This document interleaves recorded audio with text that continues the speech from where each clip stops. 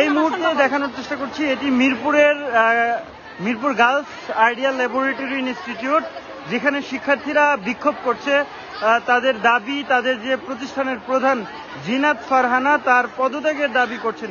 সেই সাথে আরও 2 জন সহকারী শিক্ষকের পদত্যাগের দাবিতে তারা উত্তাল হয়ে উঠেছে এবং তাদের ক্যাম্পাসের সামনে জড়ো হয়েছেন। অভিভাবকদের সাথেও কথা বলেছি এবং তারা আসলে যারা আসলে এই অভিযোগটি করছেন তারা আসলে বলছেন যে তার পদত্যাগের দাবি জানিয়েছেন। কয়েকজন শিক্ষকও এই পদত্যাগের দাবি জানিয়েছেন।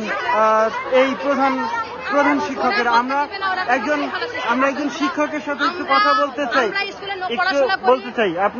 আপনাদের দাবিটা আসলে কার বিরুদ্ধে, কেন পদত্যাগ করতে হবে? প্রশাসনের বিরুদ্ধে, যারা এই স্কুলটাকে নিয়ন্ত্রণ করছে তাদের বিরুদ্ধে আমাদের এই পদত্যাগ। কারণ পুরো স্কুলটাকে আমরা নতুন করে সাজাতে চাই। আমার কথা হচ্ছে, যুদ্ধ করে আমাদের সন্তানেরা দেশটাকে যেমন স্বাধীন করেছে, আমাদের এই সন্তানেরা এই প্রশাসন, কুচক্রী মহল এবং দুর্নীতিবাজ প্রশাসনকে নামায়ে নতুন করে আমরা স্কুলটাকে আবার সাজাবো। ইনশাআল্লাহ আমরা সেটাতে সাকসেসফুল আশা করছি। আন্দোলনের সময় কি হয়েছিল শিক্ষার্থীদের সাথে? আন্দোলনের সময় এক স্টুডেন্টকে গুম করা হয়েছিল। সে কোন রকম তার জীবন নিয়ে ফিরে আসছে। হুমায়রা হিবা, ওরা জানে, ওরা আন্দোলনের সময় ওকে পায় নাই। আমাদের খোঁজাখুঁজি করার জন্য মাও কান্নাকাটি করছে আমার কাছে। আমরা আপা ব্যস্ত হয়েন না, আমি মিডিয়া নিয়ে ভিতরে যাচ্ছি। আমরা কিন্তু বাইরে করতেছিলাম, আমরা কিন্তু ভিতরে আসতে চাচ্ছিলাম না। কারণ এটা তো আমাদের প্রতিষ্ঠান, একটা গুডউইল নষ্ট হলে তো আমাদের উপরে আসবে। কিন্তু এখন আমরা বাধ্য হয়েছি ভিতরে আসতে ওকে খোঁজার জন্য। পরে আমরা খুঁজে পেয়েছি এবং ওই মেয়েটার পুরো অনেক টর্চার করা হয়েছে। এখন আমরা দেখতে পাচ্ছি গুটি কয়েক শিক্ষার্থী নিয়ে বিক্ষোভ করছেন, আরো অনেকেই তো এখনো ক্লাসরুমে রয়েছে। এগুলা আজকে আজকে স্কুল কিন্তু বন্ধ ছিল। ওনারা রাতের মধ্যে স্কুল খোলার প্ল্যান করেছে। হঠাৎ করে ওনারা রাত 10টার সময় ওরা গ্রুপে মেসেজ দিয়েছে যে কালকে স্কুল খোলা হবে। এটা একটা ওনাদের আগেই একটা পরিকল্পনা করে নিয়ে আবার আসার পরে অনেক স্টুডেন্টকে শিক্ষকরা বলেছে ফোন করে, তোমরা আসবা না, আজকে আন্দোলন হবে, তোমরা আসবা না। অভিভাবককে বলা হয়েছে বাসা থেকে বেরোতে দিবেন না। এসে দেখে আসলে স্কুলের ক্লাসে বেশি স্টুডেন্ট নাই। আমরা চিন্তা করেছিলাম সকল স্টুডেন্ট কিন্তু এটার বিপক্ষে, কেউ কিন্তু দুর্নীতিবাজের পক্ষে থাকে না। ওরা তো কোমলমতি, ওরা যদি এখন দুর্নীতির বিরুদ্ধে না নড়ে, ওরাও তো একসময় দুর্নীতি হবে। এগুলো দেখে দেখে তো ওরাও শিখবে। প্রতিষ্ঠান তো কিসের জন্য? শিক্ষা প্রতিষ্ঠান হচ্ছে দুর্নীতির বিরুদ্ধে কথা বলবে, ওরা সৎভাবে এই স্কুল থেকে শিক্ষা অর্জন করবে এবং এই যে দুর্নীতিবাজ কিছু শিক্ষকরা আছে যারা সব সময় ওদেরকে মেন্টাল টর্চার করে, প্রধান শিক্ষকের চামচাগিরি করতে আজকে এই অবস্থায় পৌঁছে। আমি আর কথা বলতে পারবো, অনেক কথা বলেন। আমি 2010 সালে জয়েন করেছি। 2010 সাল থেকে 2010, 11, 12 এই 3 বছর ভালো হয়েছিল, 2-3 বছর ভালো হয়েছিল। এরপরে আমাদের মর্নিং ইনচার্জ ছিল আমিনা ম্যাডাম, উনি গ্রুপিং করে কিছু শিক্ষক, চামচা শিক্ষক আছে, উনি শিক্ষকদের 2 ভাগে ভাগ করে দিয়েছে। এক ভাগ হলো ভালো শিক্ষক, মেধাবী শিক্ষক, আর এক ভাগ হলো চামচা শিক্ষক। চামচা শিক্ষকরা প্রধান শিক্ষকের সাথে চামচামি করে, আর যার কারণে ওদের কোনো মেধা নাই। মেধা না থাকার কারণে আমাদের নাইনের ম্যাথ নেয়, তাকে না দিয়ে তারা 3, 4, 5 এগুলা ক্লাস দিচ্ছে। সে সায়েন্সের একটা ভালো টিচার, তা দিবে না। আমাদের বাচ্চাদের তো ভালো টিচারের দরকার। এই যে আমি একজন গণিতের টিচার, এখানে আবার অনেক বাচ্চাই আছে স্কুলে আটকায় রাখছে ক্লাসে, তাদের বের হতে দিচ্ছে না। কেন আটকায় রাখছে বুঝলাম না। তারা যাতে মানববন্ধন না করতে পারে, মানে তার বিরুদ্ধে না করতে পারে, এই জন্য আটকায় রাখছে। হ্যাঁ, ওরা দেখেন, আপনারা ক্যামেরা ধরলেই দেখতে পাবেন, এখন চলে যাচ্ছে। ওদেরকে বুঝাই ভিতরে আটকে রাখছে, আসতে দিচ্ছে না। এই পাশে আমাদের নামতে দেওয়া হয়নি, আমাদের আটকে রাখছে। বলেন কি হয়েছে? নামতে দেয় না টিচাররা, সবাই আটকে রাখছে। কেন আটকে রাখছে? আমাদের মানববন্ধন করতে দিবে না। কেন? ওনাদের দালাল। আমাদেরকে কালকে গৌতম স্যার বলে দিছে যাতে আমরা কেউ আজকে স্কুলে না আসে। আমরা যখন কালকে আন্দোলন করি, অল্প কয়েকজন স্টুডেন্ট ছিল, তারা কালকে এটা বুঝতে পেরে যায়। বুঝতে পারার পর আমাদেরকে কালকে স্টুডেন্টদেরকে বলছে যাতে আমরা কেউ আজকে আন্দোলনে না আসি। এটা উনি আমাদেরকে হুমকি হিসেবে দিচ্ছে। আমার কাছে প্রুফ আছে, স্ক্রিনশট আছে। ওরা কতবার মিথ্যা কথা বলবে। কালকে আমাদেরকে, আমরা 8-9 জন টিচারের সাথে কথা বলছি, তারা আমাদেরকে সোনা মা মামুনি বলে কালকে আমাদেরকে দমায় রাখতে চাইছে। আমরা যখন বলছি আমরা জিনাত মিসের সাথে কথা বলবো, ওনারা বলে মিস আসবে না, মিস অসুস্থ। এই ধরনের দুর্নীতিবাজ আমরা চাই আমাদের স্কুল দুর্নীতি মুক্ত হোক। আমাদের দাবি একটাই, উনি আমাদের সামনে বসে পদকে সাইন করবে। আপনারা আপনাদের ফ্রেন্ডদেরকে নিয়ে আসতে পারেন তো গিয়ে, নিয়ে আসতে পারেন তো গিয়ে।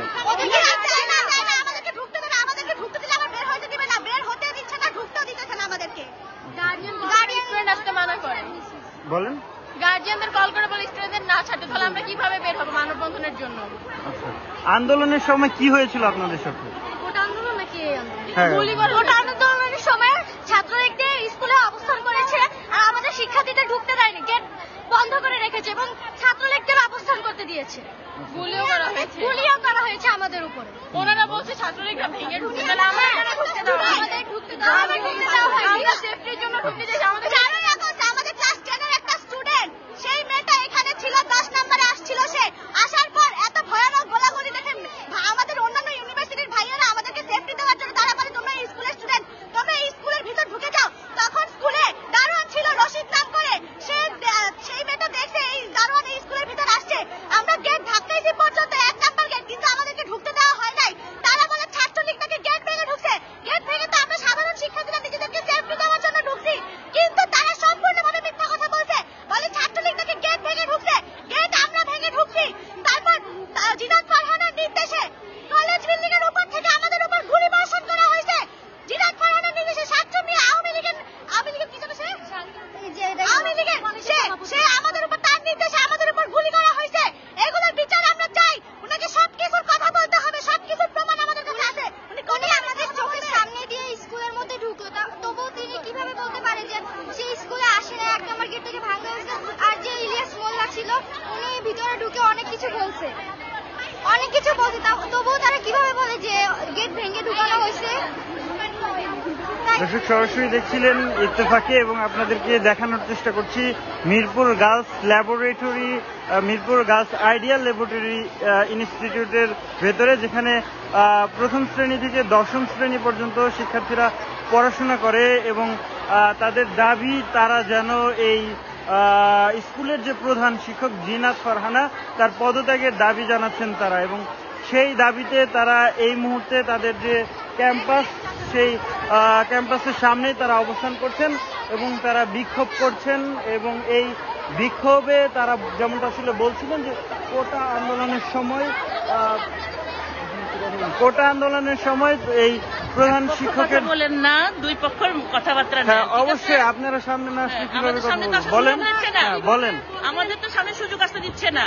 আমার কথা হলো, আমি কোনো প্রশাসকের পক্ষেও না, বিপক্ষেও না, কোনো কিছু না। আপনি কে, পরিচয়টা কি? আমি স্কুলের টিচার, আমি আজকে 22 বছর ধরে স্কুলের টিচার চাকরি করি। আমার কথা হলো, আমার স্কুলের সুনাম যেন না নষ্ট হয়। আজকে এই বাচ্চারা, আমরা যখন স্কুলে বাইরে যাবো, আইডিয়ালের টিচার, ব্যক্তি স্বার্থের জন্য স্কুলকে বাচ্চাদেরকে ব্যবহার করা উচিত না। বাচ্চাদের জিজ্ঞেস করেন তো, ওদের বুকে থাকে রক্ত যদি থাকে বলবে ওদের সাথে কি আপা খারাপ আচরণ করছে কিনা, অনৈতিক কাজ করতে বাধ্য করছে কিনা, বা কোনো বলছে যে যাও এসব করো, কিন্তু ব্যক্তিগত কিছু ব্যক্তি স্বার্থ উদ্ধার জন্য বাচ্চাদেরকে লেলিয়ে দিছে, ওরা তো জোয়ারে ভাসবেই। আমি আমার স্কুলকে বাঁচানোর জন্য আমি এখানে কথা বলতে চাই, আমি বাচ্চাদের সাথে কথা বলতে চাই।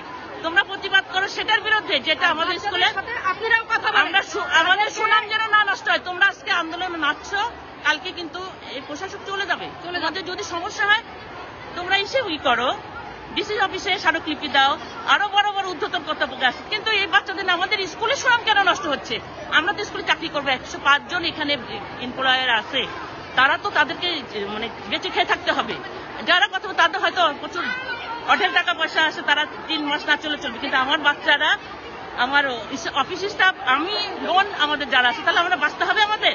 আমার কেন আমার স্কুলে ব্যক্তিগত বাচ্চাদেরকে ইউজ করে আমাদের ব্যক্তিগত ছাত্র উদ্ধার করব?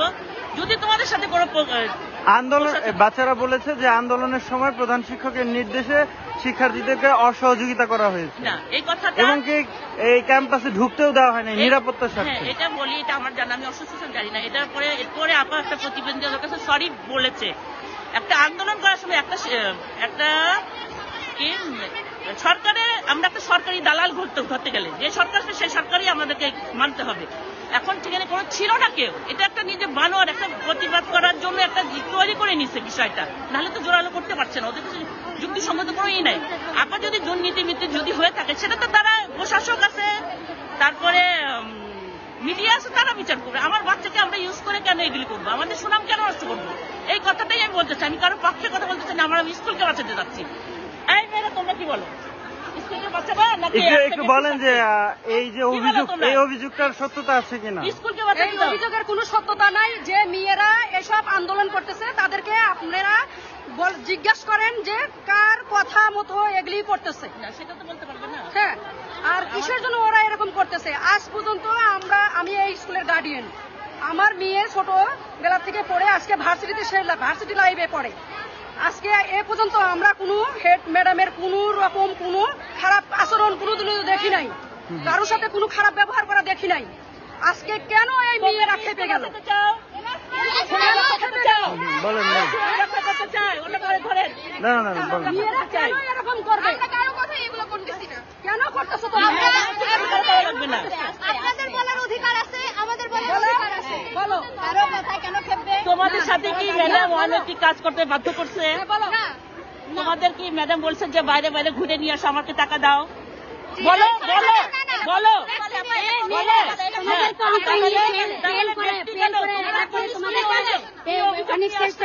তোমাদেরকে বারবার বের করে ফর্ম ফিল আপ করাইছে, কোচিং এ তোমাদেরকে বাধ্য করছে। এগুলাতে কি দুর্নীতি না? লক্ষ লক্ষ টাকা দুর্নীতি করে উনি আজকে 10 দিন আসছেন স্কুলে। আর এই দুর্নীতির মধ্যে ওনার প্রেস একবারে প্রাইভেট সেক্রেটারি। দেখেন একটা মিথ্যা কি অভিযোগ? আমার মেয়েরা, তোমরা বলো, তোমরা তো আমার প্রিয় ছাত্রী, ওদের কাছে ওদের দিকে টাকা ধরেন। বলেন বলেন ওরা বলো আমি ওদের সাথে কোনো আচরণ করতে দেখেন পারবে না তো। তা আমার প্রিয় ছাত্রী আমার বিপক্ষে কথা বলবে না, বলতেছে না তো, আপনার বলবে না তো। সাপোর্টে তো কেউ কথা বলতেছে না। আমার সামনে কথা বলবে না, কারণ ওরা বুঝতেছে না তো।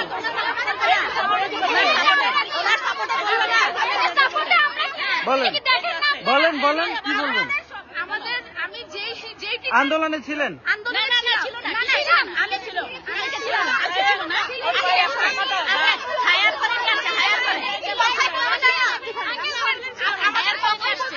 বলেন বলেন, আপনি কোন ক্লাসে পড়েন? আমি প্রাক্তন এসএসসি 24 ব্যাচ, আমার বোন এই স্কুলে পড়ে ক্লাস 8 এ। আমার রাইট নাই কথা বলার, আপনারা হ্যাঁ, হ্যাঁ, বলেন। ওনারা আমাকে বলছে, আমি বলে সন্ত্রাস, আমাকে বলে ভাড়া করে আনা হয়েছে, আমি বলে ছাত্রলীগ। আমার বয়স কত?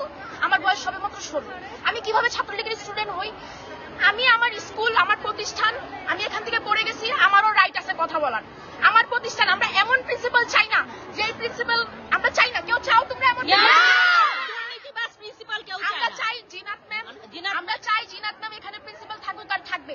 এই স্কুলে আমি মনে করি না অন্য কোনো টিচার প্রিন্সিপালের এখানে বসে অনেক ভালো করবে। এই যে এই পরিবেশ কিন্তু জিনাত ফারহানার প্রতি একটা অভিযোগ রয়েছে যে যখন আন্দোলন চলাকালীন সময় শিক্ষার্থীদের যখন জীবন বিপন্ন, তখন সে গেট খোলার নির্দেশ দেয়নি। সেই বিষয়ে আমি শুরু করেছি কথা। হ্যাঁ হ্যাঁ, সেই বিষয়ে আমি কথা শুরু করেছি। কোথায় ছিলে? আমি কেন আপনাদের পক্ষে থাকবো? কেন কালকে ছিলে? আমি কোথায় ছিলাম? কলেজে ছিলাম। আচ্ছা আমাকে বলতে দিচ্ছেন না, আমি সবকিছু হয়ে গেছে, উনি আমাকে বলতে বলেন, দিচ্ছেন। আপনি বলেন। আমি কালকে আমার কলেজে ছিলাম, আমাকে কোনো মেয়ে ইনফর্ম করে নাই। ইভেন ওরা আমাকে ফাঁসাইছে। আচ্ছা তুমি আমাকে কেন তুমি বলতে দিবা একটু? বলেন বলেন, আপনি বলেন না। উনি বলতেছে যে আমাকে বলে আমি এখানে আসিনি কেন? আমাকে তো ইনফর্মই করা হয়নি। আমি কলেজে ছিলাম, আমি কলেজে বসে পড়াশোনা করব। কলেজে কেন শুনেছি?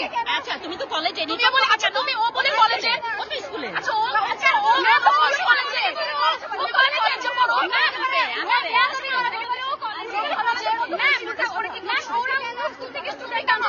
আমি ওর ক্লাস নেই, আমি জানি না।